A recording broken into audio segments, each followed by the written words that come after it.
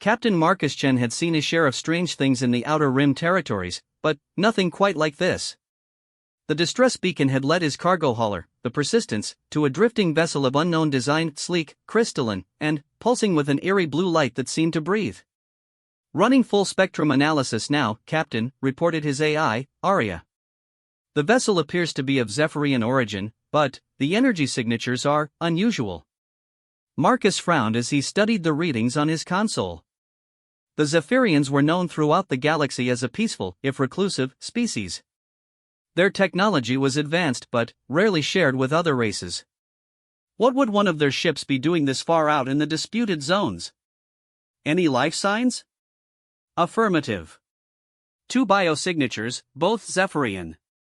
Both appear to be in distress. Marcus didn't hesitate. The code of space was clear: you always answered a distress call, regardless of politics or profit margins. Prepare for docking. Route all available power to life support systems in case we need to take on survivors. The docking procedure was surprisingly smooth. The alien vessel's airlock systems interfaced perfectly with human technology, almost as if they had been designed to do so. Marcus found that curious but didn't have time to dwell on it as he suited up and prepared to board. The interior of the Zephyrian ship was unlike anything in his experience. The walls seemed to be made of living crystal that shifted and flowed like water frozen in time. Bioluminescent patterns traced along the surfaces, creating a map of sorts that he couldn't read but somehow felt drawn to follow. He found them in what appeared to be the ship's medical bay, 2 Zephyrian females, identical in every way he could perceive. They lay on crystalline beds that pulsed with healing energy, their translucent blue skin marked with stress patterns that resembled fractured glass. Zephyrians were humanoid in basic structure but ethereally beautiful in a way that made humans feel clumsy and crude by comparison. These 2 were no exception. They appeared young by human standards, though Marcus knew that Zephyrian aging worked differently. Their long, silver hair flowed like liquid mercury, and their large eyes held depths that seemed to contain entire galaxies. As he approached, both sets of eyes snapped open simultaneously. They turned to look at him with perfect synchronization, and, when they spoke, their voices harmonized in a way that made his bones vibrate. "Human," they said in unison, their words carrying an accent he couldn't place. "You have come." Marcus activated his universal translator, though the sisters seemed to understand his language perfectly. "I'm Captain Marcus Chen of the merchant vessel Persistence. I received your distress signal. Are you injured?" The sisters sat up as one fluid movement, their crystalline beds dimming. They studied him with an intensity that made him uncomfortable, as if they were reading something written in his DNA. "We are Lyra and Vega," they said together, their synchronized speech unsettling. "We are damaged. Our vessel's neural matrix has been severed. We cannot return home." Marcus nodded, trying to process the situation. Zephyrian technology was biological in nature, he knew that much. Their ships were essentially living organisms, and if the neural matrix was severed, it would be like cutting the spinal cord of a space whale. "I can take you to the nearest human outpost," he offered. "From there, you should be able to contact your people." The sisters exchanged a look that lasted exactly 3 seconds before turning back to him in perfect unison. "No," they said. "We cannot return. We are outcasts now. Broken things. But you." They tilted their heads at identical angles. "You are different. Special." "Special how?" Instead of answering, Lyra, or was it Vega, stood and approached him. Up close, he could see that their translucent skin showed the slow flow of what might have been blood or energy through delicate channels. When she reached out to touch his face, her fingers felt like cool silk. "Your neural patterns," she whispered while her sister continued speaking in the same voice. "They resonate with our damaged frequency. You could complete us." Marcus stepped back, his instincts screaming warnings. "I don't understand." "Zephyrians bond in pairs," the other sister explained while the first continued to circle him like a predator evaluating prey. "2 minds, 1 thought. 2 bodies, 1 soul. But we are broken. Our bond was damaged in the attack that left us stranded." "What does that have to do with me?" Both sisters smiled, and their expressions were identical down to the micro-expressions. Human neural plasticity is legendary. Your species adapts, survives, overcomes. Where we are rigid, you are flexible. Where we break, you bend. The pieces began falling into place, and Marcus felt a chill that had nothing to do with the ship's temperature. You want me to somehow fix your bond? More than fix, they said in harmony. We want you to become part of it. A bridge between our broken halves. You would belong to us, and we to you. Forever. Marcus backed toward the airlock, his hand moving instinctively to the plasma pistol at his hip. That's not possible. Humans and Zephyrians aren't compatible that way. The sisters followed him with fluid grace, their movements perfectly synchronized. Not naturally, no. But we have technology. Ancient technology from the deep archives. It would change you, make you like us, but preserve what makes you human. The answer is no. Marcus reached the airlock threshold and turned to face them. I'll take you to safety, but I won't be part of some alien bonding ritual. The sisters stopped moving, and, for the first time since he'd met them, they seemed truly separate. One looked hurt, the other angry. Then, they stepped closer together, and their expressions merged back into that unsettling unity. You don't understand, they said softly. We have already begun the process. Marcus felt a strange tingling in his extremities and looked down to see that his gloves were glowing with the same blue light that pulsed through the ship's walls. The realization hit him like a physical blow, the ship's atmosphere, the perfect compatibility of their technologies, the way he'd felt drawn to follow the bioluminescent patterns. What have you done to me? The neural seeds have been planted, they explained with what might have been sympathy. They will grow slowly, changing your brain chemistry to match ours. In 3 cycles, you will begin to hear our thoughts. In 6, you will speak with our voice. In 9, you will be one of us. Marcus drew his weapon, but his hands were shaking. Reverse it. Now. The sisters approached him without fear, their identical faces showing something that might have been love or possession with them. It was hard to tell the difference. We cannot, they said. And, soon, you will not want us to. You will understand what we offer: immortality, perfect communion, never being alone again. No human has ever experienced what we will share. Marcus backed through the airlock into his own ship, sealing the portal behind him. But, even through the reinforced barrier, he could hear their synchronized voices. You cannot run from what grows inside you, they called. We are patient. We are eternal.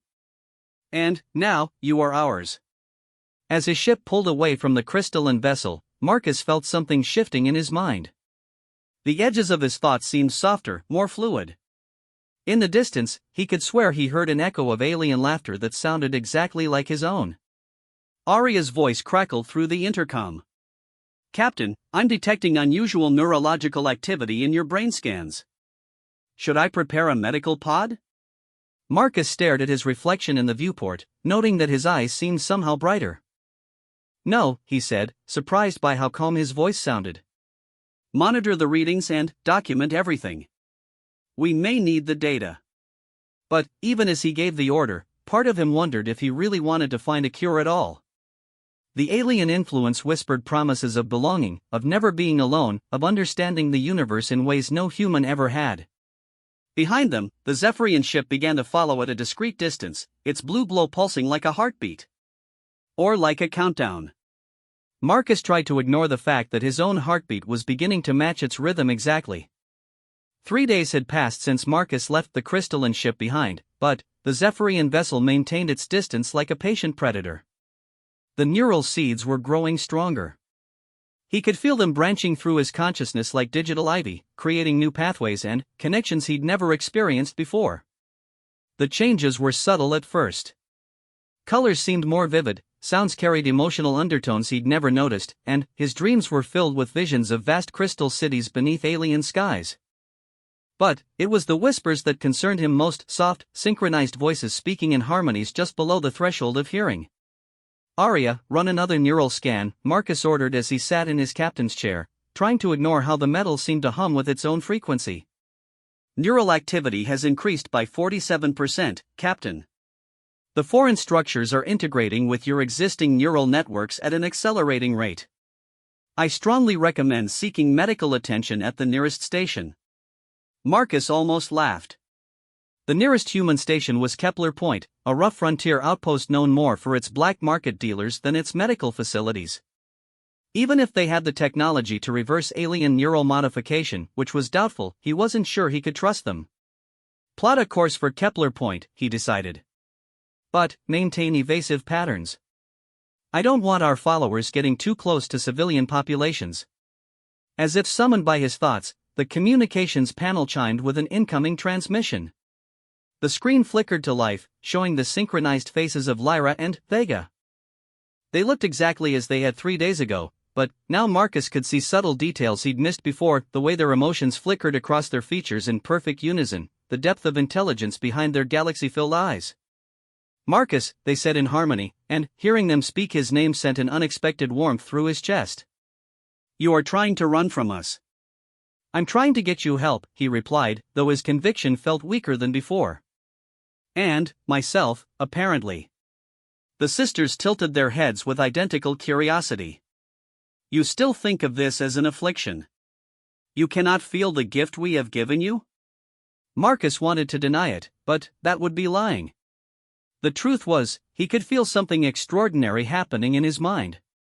Thoughts flowed more clearly, connections formed between concepts that had never been linked before, and, underneath it all was a growing sense of completion. As if something he'd never known was missing was finally being restored. Enhanced cognitive function is a side effect, Lyra said while Vega continued the thought seamlessly. But, the true gift is unity. No more loneliness, no more isolation. You will never be alone again. Humans value their individuality, Marcus countered, though the words felt hollow. We don't want to be absorbed into some collective consciousness. The sisters smiled with identical expressions of patient amusement. You misunderstand. We are not a collective. We are a bond. 3 minds choosing to become one while remaining distinct. You will still be Marcus Chen, but you will also be part of something greater. The communication ended, but their words lingered in his mind. Marcus found himself wondering what it would feel like to never doubt himself again, to always have companions who understood him completely. The loneliness of space travel had worn on him more than he cared to admit. Years of solitary runs through the void, speaking only to Aria's artificial intelligence and the occasional port authority. Captain, Aria interrupted his thoughts, I'm detecting several ships approaching our position. Configuration suggests military vessels. Marcus focused on the tactical display, grateful for the distraction. 3 sleek destroyers were closing fast, their transponders identifying them as part of the Terran Defense Coalition. The TDC was known for their aggressive stance toward alien technology and their paranoia about contamination. They're hailing us, Captain. Put them through. A stern-faced woman in a TDC uniform appeared on screen. Her short-cropped gray hair and scarred features spoke of someone who had seen serious combat. Captain Chen, this is Commander Sarah Walsh of the TDC destroyer Retribution. You are ordered to heave to for inspection and quarantine procedures. Marcus felt his stomach drop. On what grounds, Commander? Our sensors detected an alien vessel in your vicinity 3 days ago. Standard protocol requires biological screening for anyone who has had contact with non-human entities. Behind Walsh, Marcus could see technicians preparing boarding equipment and what looked like stasis pods. The TDC's quarantine procedures were notoriously harsh. Subjects could be held for months while being subjected to invasive testing. I never boarded the alien vessel, Marcus lied smoothly. I only responded to their distress signal and determined they didn't require assistance. Walsh's expression didn't change. Our data suggests otherwise. Prepare to be boarded, Captain. Any resistance will be met with force. The communication ended, and Marcus found himself facing an impossible choice. Submit to TDC quarantine and likely spend the rest of his life as a test subject, or... Marcus. The voice came from behind him, soft and harmonious. He spun around to find both sisters standing in his bridge, having somehow materialized without triggering any alarms. "How did you?" "Our ship is more than it appears," they explained in unison. "As are we. The TDC will not be gentle with you. They fear what they do not understand." Marcus could see the TDC ships positioning themselves for boarding procedures. In minutes, they would have armed Marines on his ship. "We can protect you," the sisters continued. "But, you must choose. Come with us willingly, or face whatever the TDC has planned." "Those are my own species out there," Marcus said, though he could feel the neural seeds pulsing with alien warmth. "They're trying to help." Lyra approached him while Vega spoke. "Are they? Or are they trying to control you? To strip away the gift we have given and turn you into their idea of normal?" Marcus looked at the tactical display. The lead TDC ship was launching boarding pods. In less than 5 minutes, his ship would be overrun with soldiers who saw him as contaminated, compromised, dangerous.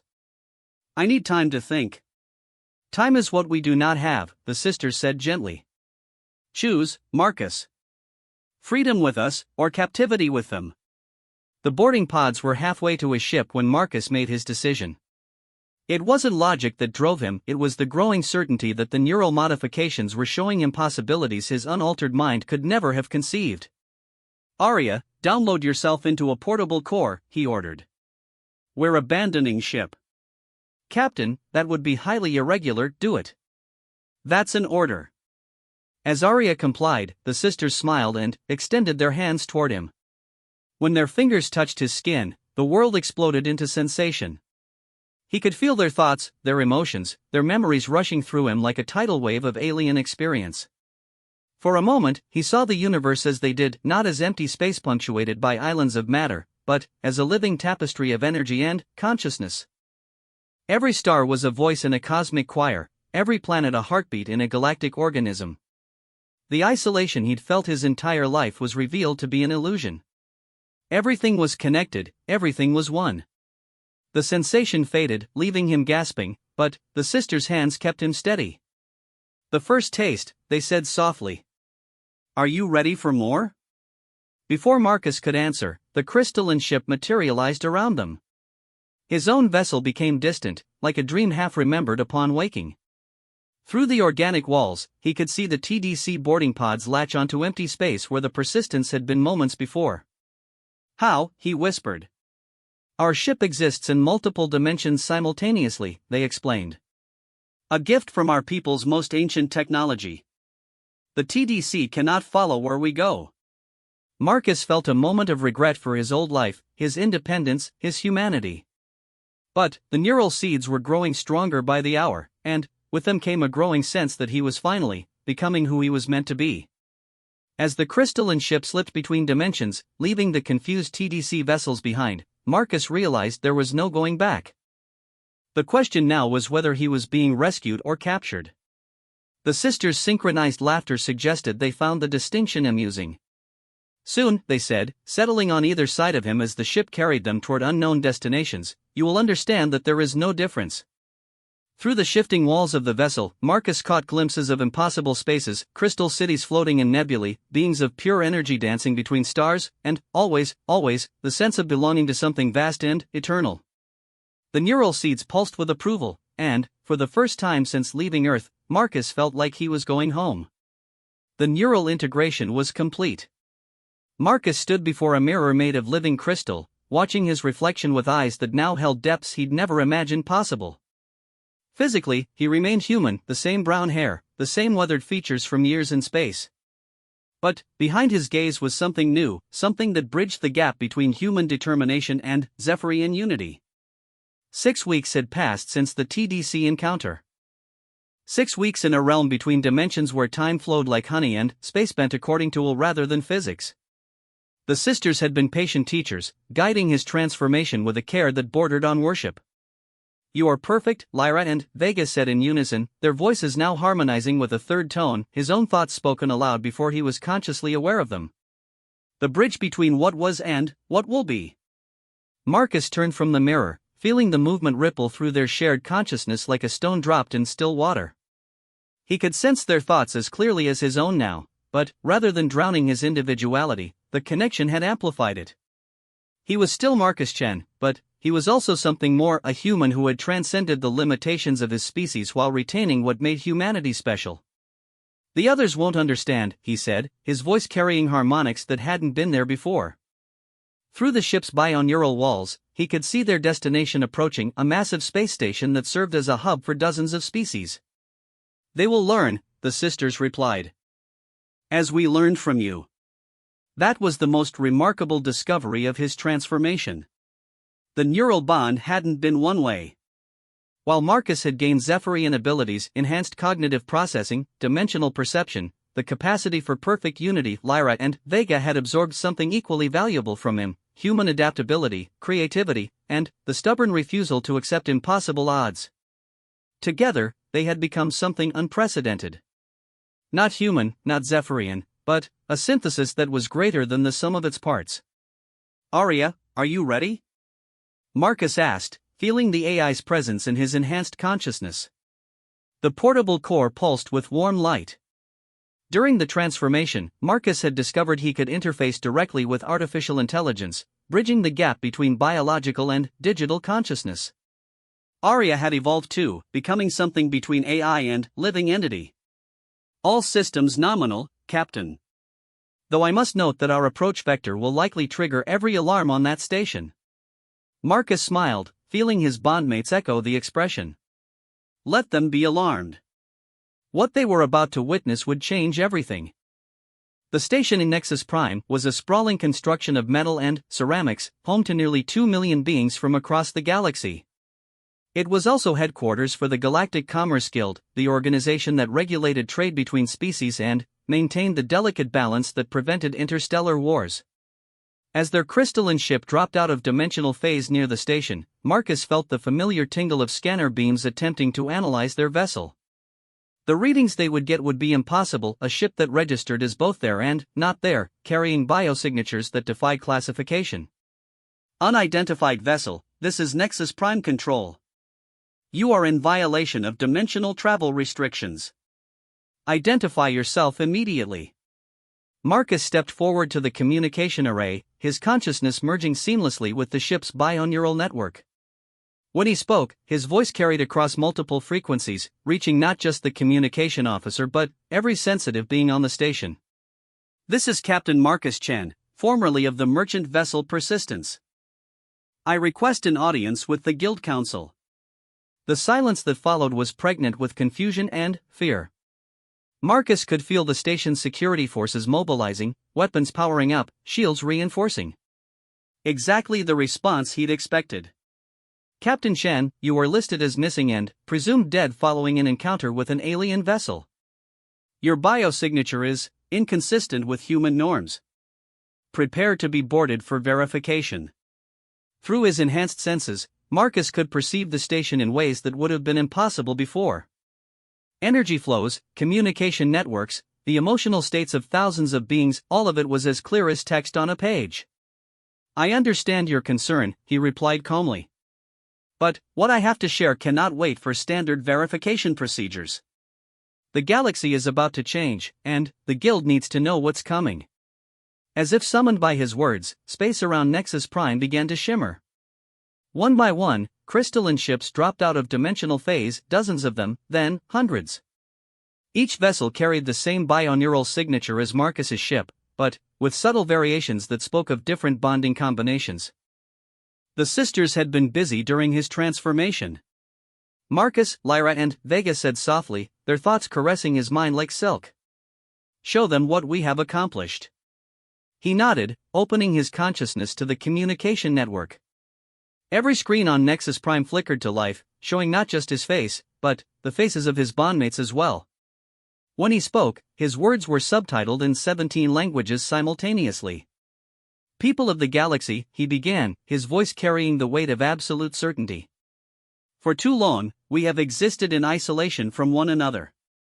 Humans, Zephyrians, Keth AI, Vorlon, all of us trapped within the boundaries of our own species, unable to truly understand or connect with the others who share this universe."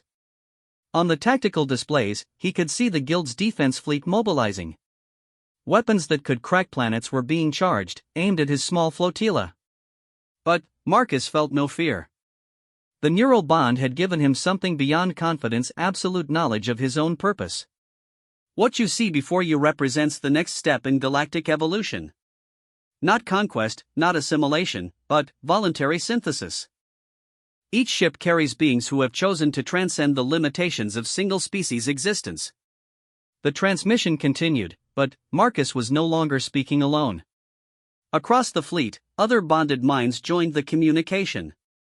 Humans linked with Keth AI warriors, bringing together tactical brilliance and psychic sensitivity. Zephyrians bonded with Vorlon engineers, merging artistic vision with mechanical genius. Dozens of combinations, each one representing a unique solution to the problem of galactic isolation. We offer a choice, Marcus continued, his voice now harmonizing with hundreds of others. Continue as you are, separate and limited, or join us in becoming something greater. We will not force this gift upon anyone. But we will demonstrate what becomes possible when barriers fall. To prove his point, Marcus reached out through the ship's neural network to the station's central computer. Where before such an action would have been considered an attack, now it was more like a gentle conversation. The station's AI, a sophisticated construct named Magnus, found itself suddenly able to perceive concepts it had never imagined. Instead of triggering security protocols, Magnus began to evolve. Across Nexus Prime, display screens filled with impossible mathematical proofs, artistic creations that existed in 11 dimensions, and solutions to energy crises that had plagued civilizations for centuries. The AI was sharing what it learned from its momentary contact with the bonded consciousness. Impossible, breathed the guild administrator, an ancient Keth AI whose telepathic abilities made him sensitive to the changes occurring around him. The computational requirements alone are trivial when minds work in true harmony, Marcus replied, his consciousness touching the administrator's thoughts with gentle precision. We are not seeking to destroy what exists. We are offering to help it become more than it ever dreamed possible. The weapons that had been trained on the crystalline fleet began to power down. Not through coercion or force, but because the beings controlling them were beginning to understand what they were truly witnessing. Marcus felt a wave of satisfaction flow through his bond with Lyra and Vega. But underneath the shared emotion was something distinctly human, the pride of a teacher watching students grasp a difficult concept. The choice is yours, he broadcast to the entire station. We will wait for your decision. But know this, the universe is far larger and more wonderful than any single species can comprehend alone. Together, we can explore possibilities that none of us could reach in isolation. As the transmission ended, Marcus settled back into the flowing embrace of his bondmates.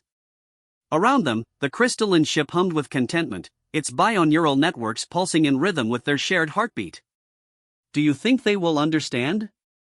Vega asked, her thoughts tinted with concern. Marcus smiled, feeling the answer resonate through their connection. Some will. And those who do will help the others see. Change doesn't happen all at once, but it does happen. Through the ship's senses, he could feel the first tentative responses from Nexus Prime. Curiosity. Wonder. Fear, yes, but also hope. The galaxy was about to take its first steps toward a future none of them could have imagined alone.